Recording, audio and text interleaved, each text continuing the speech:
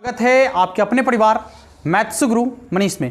बहुत सारे लोगों का कमेंट आ रहा था कि सर 3 डायमेंशनल को समझाइए, थोड़ा सा अलग टाइप से समझाइए, क्योंकि 3 डायमेंशनल समझना थोड़ा सा मुश्किल हो गया है सभी के लिए। तो इसका एक हम जुगाड़ लगाए हैं जो देसी जुगाड़ है, और कोशिश करेंगे आपको कि यहाँ से 3 डायमेंशनल को थोड़ा सा बेहतर समझाने का प्रयास करें। आइए हम आपको सबसे पहले 3 डायमेंशनल शेप को समझाते हैं। देखिएगा यहाँ पर, देखिए ये जो आपको पिलर दिख रहा है, ये पिलर, इस पिलर को मानिए कि आपका जेड अक्ष है, ठीक है। ये पिलर आपका क्या है, जेड अक्ष है। इसके बाद आप एक चीज आपको यहां दिख रहा होगा, देखिए पिलर के बाद ये जो आपको एरिया दिख रहा है, ये वाला पिलर, इसको आप मान लीजिए कि ये एक्स अक्ष है, ऐसे, ठीक है। और इसके बाद ये जो सेकंड वाला पिलर आपको दिख रहा है यहां से, इस पिलर को मान लीजिए कि आपका वाई अक्ष है, ठीक है। तो ये बन गया आपका एक 3 डायमेंशनल शेप। अब समझिए ठीक से कि जब इसका ये वाई अक्ष होगा तो इसके वाई अक्ष का जो विपरीत वाला है इधर आपको दिख रहा है, यहां से देखिएगा, ये हो जाएगा आपका निगेटिव वाला वाई डैश, ठीक है। और ये जो एक्स अक्ष आपको दिख रहा है, इसका निगेटिव वाला कहां हो जाएगा, तो आपको यहां दिखेगा, ये देखिएगा, ये इसका हो गया निगेटिव वाला है, यानी एक्स डैश। और ये जो जेड अक्ष आपका है ये तो पॉजिटिव है, और इसके ठीक नीचे, इस पिलर के ठीक नीचे जो होगा वो हो जाएगा इसका निगेटिव वाला, यानी जेड माइनस में तो कह सकते हैं जेड डैश। अब आपके मन में एक बात चल रहा होगा कि जब हम लोग निर्देशांक ज्यामिति पढ़े थे तो वहां पर एक प्लेन था, तो वहां 2 अक्ष था, एक्स अक्ष और वाई अक्ष, तो उसमें कुल मिलाकर 4 चतुर्थांश होता था, यानी 4 भाग उसका होता था।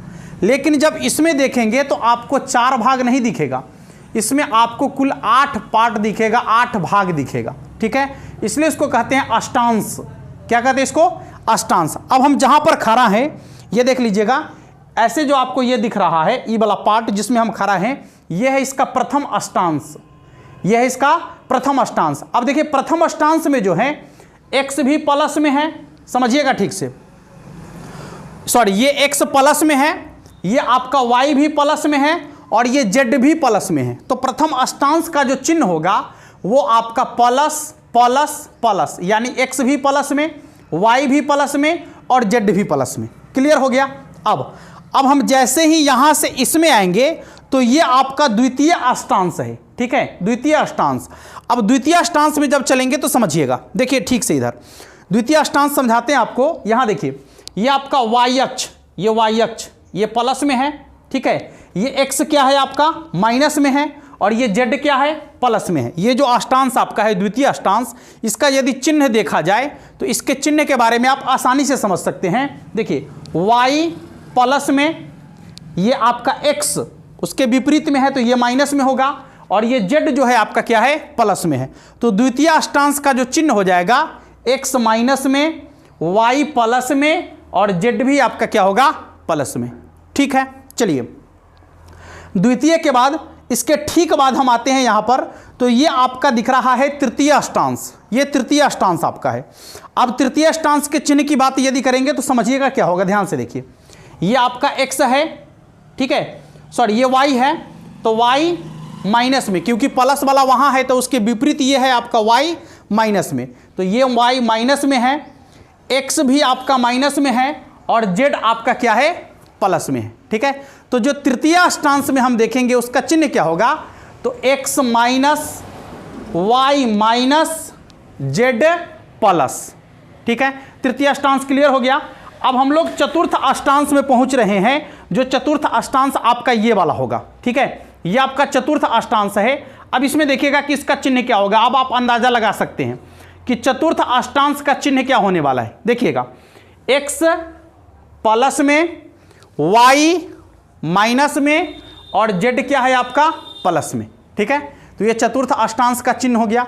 अब कहिएगा कि पंचम अष्टांश कहाँ होने वाला है, तो ध्यान दीजिएगा, इसका जो पंचम अष्टांश होने वाला है, देखिएगा जब हम चतुर्थ अष्टांश तो इसमें है, इसमें चतुर्थ अष्टांश आपका है, और प्रथम कहाँ से आएगा, तो ठीक इसके बाद यहाँ, और यहाँ नहीं, आप अब इमेजिन कीजिए कि इसके नीचे नहीं, इसके नीचे चलेंगे हम। मान लीजिए कि बीच में एक तल है, एक परत है, तो इसके नीचे जैसे ही जाएंगे इसके नीचे, तो वो आपका होगा पंचम अष्टांश।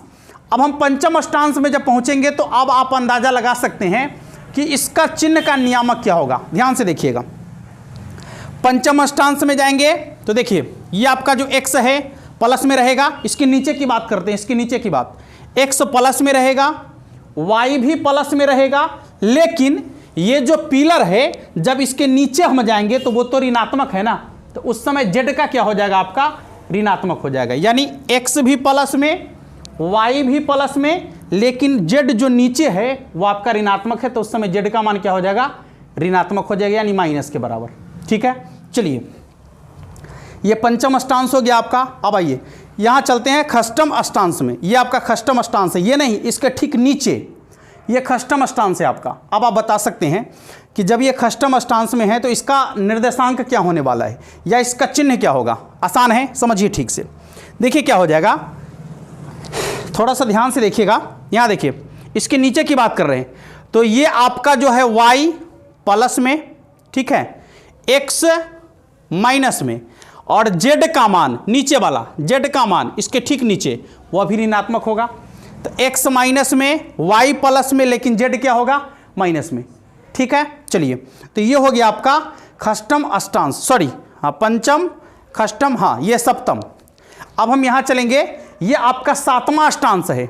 अब इस सातवें अष्टांश के चिन्ह की बात कर लीजिए, आप ध्यान से समझ लीजिएगा, सब समझ में आएगा आपको। देखिएगा इसमें यदि देखते हैं तो देखिए x माइनस में होगा, इसके ठीक नीचे नीचे नीचे x माइनस में होगा। अच्छा, ये जो आपका y दिख रहा है ये भी y माइनस में होगा, और इसके नीचे z वो भी क्या होगा, माइनस में होगा।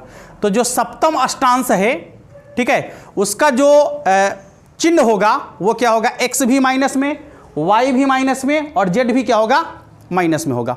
आइए अष्टम अष्टांश की तरफ चलेंगे तो अष्टम अष्टांश आपका यहाँ है, यहाँ ये आपका अष्टम अष्टांश है। अब इसका चिन्ह आप खुद से बता सकते हैं। देखिएगा x प्लस में है, y माइनस में है, और z कहाँ है, तो इसके नीचे नहीं, तो z क्या होगा, माइनस में होगा। ठीक है, समझ में आ गया। अब आप यहाँ से समझ सकते हैं कि यदि ये अष्टांश है, इसके 8 भाग हैं, तो एक किसी पॉइंट की बात कर लेते हैं हम यहाँ पर, ठीक है, जिसको हम लोग द्विककोज्या कहते हैं। ठीक है, वो क्या है, तो मान लीजिए कि एक पॉइंट की बात करते हैं कि यहाँ पर कोई बिंदु है, यहाँ पर इस जगह पर कोई बिंदु है। इसको समझने के लिए उसको लाऊंगा, एक देसी जुगाड़ और आपको दिखाते हैं, मज़ेदार जुगाड़ होगा, देखिएगा। हाँ, समझने का प्रयास कीजिएगा, और ज़्यादा इसको माइंड करने की ज़रूरत नहीं है, इसमें बहुत सारा मिट्टी उट्टी लगा हुआ है, बट कोई दिक्कत नहीं है, आप समझिए। देखिए मान लीजिए कि यहाँ पर इसका ये मूल बिंदु है, ठीक है, मूल बिंदु का नियामक 0 0 होता है। हम यहाँ पर किसी पॉइंट की बात करते हैं, यहाँ पर जहाँ पर हम पकड़ लिए हैं, यहाँ पर किसी पॉइंट की बात करते हैं।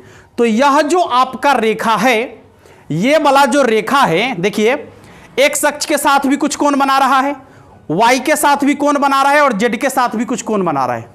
ठीक है, यहाँ से देखिए x के साथ भी कोण बन रहा है, यहाँ यहाँ यहाँ होता, यहाँ आ जाओ, इसको पकड़ो,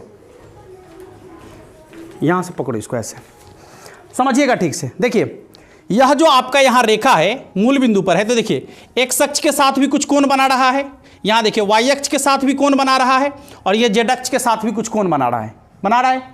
तो जो x अक्ष के साथ कोण बना रहा है, यदि हम मानते हैं कि वो अल्फा है, y अक्ष के साथ जो कोण बना रहा है उसको यदि मानते हैं बीटा है, और ये z अक्ष के साथ जो कोण बना रहा है उसको मानते हैं कि वो क्या है, गामा है। क्या है, गामा है।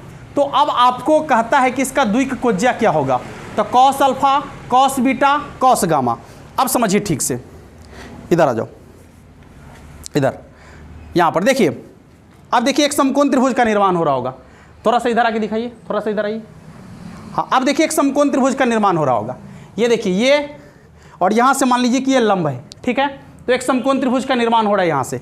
ये आपका एक समकोण त्रिभुज है, यदि हम यहाँ से इसको ऐसे माने तो यह एक समकोण त्रिभुज का निर्माण हो रहा है, ठीक है, और ये इसका कर्ण है, ये इसका कर्ण है, ये लंब है, और ये क्या होगा, इसका आधार होगा। चूंकि यहाँ पर थीटा बन रहा है तो इसके सामने वाला तो यही लंब है ना, है। और जब हम बात करेंगे कि इसका द्विककोज्या क्या होगा, तो सिंपल है, कॉस थीटा, नहीं, आधार और कर्ण, आधार और कर्ण, नहीं, तो कर्ण का मान कैसे निकलेगा, आपको मालूम है यहां से यदि हम इसको मान लेते हैं कि x है, यहां पर जो पॉइंट है इस पॉइंट को मानते हैं कि यहां पर x है, y है, z है, तो ये कर्ण का मान क्या हो जाएगा, तो root under x square plus y square plus z square, ठीक है। और ये जो लंब है यहां देखिएगा, ये जो लंब है यहां देखिए, ये आपका y ऐसे आ गया, y यहां से आ गया आपका x, और ये यहां से देखिए यहां से आ गया z, नहीं तो यहां से x y z यहां पर पॉइंट है आपका। तो यदि इसके आधार की बात करें x y z, तो x के लिए जब निकालेंगे तो क्या हो जाएगा, x बटा में root under x square plus y square plus z square. फिर जब y के लिए निकालेंगे तो क्या हो जाएगा, y बटा में root under x square plus y square plus z square. फिर यदि z अक्ष के लिए निकालेंगे तो क्या होगा, z बटा में root under x square plus y square plus z square निकल के आ जाएगा। कॉस अल्फा का मान x अक्ष के लिए, कॉस बीटा का मान y अक्ष के लिए, और कॉस गामा का मान z अक्ष के लिए। तो इस तरीके से हम लोग निकालते हैं द्विक कोज्या। इधर आ जाइए, समझ में आ गया होगा आपको ये देसी जुगाड़ द्विक कोज्या क्या है, ठीक है। और विशेष रूप से जो आप जानते हैं, जैसे देखिए आपको कहता है कि x अक्ष, सॉरी हाँ, आपको कहता है कि x अक्ष की द्विक कोज्या क्या होगी। अब आप ही सोच के बताइए कि x अक्ष की द्विक कोज्या क्या होगी। माने x अक्ष पर चलना है तो x अक्ष का नियामक, y अक्ष पर चलना है तो y अक्ष का नियामक, z अक्ष पर चलना है तो z अक्ष का नियामक, ठीक है। तो विशेष रूप से हम लोग इस चीज़ को आप क्लास में समझेंगे, आपको ये आसानी से समझ में आ गया होगा। x अक्ष y अक्ष, इसमें जो अष्टांश बनते हैं या इसका जो हम लोग द्विकोज्या निकालते हैं, ये सब आपको आसानी से समझ में आ गया होगा। विशेष रूप से इसका जो आगे का कॉन्सेप्ट होगा हम लोग क्लास में देखेंगे। यदि आपको बेहतर लगा हो, समझ में आया हो बेहतर तरीके से, तो आप इस वीडियो को आगे शेयर कर सकते हैं, लाइक कर सकते हैं, और यदि अभी तक आपने हमारे चैनल को सब्सक्राइब नहीं किया है तो सब्सक्राइब जरूर कर लीजिएगा। मिलेंगे फिर नेक्स्ट वीडियो में, तब तक के लिए जय हिंद।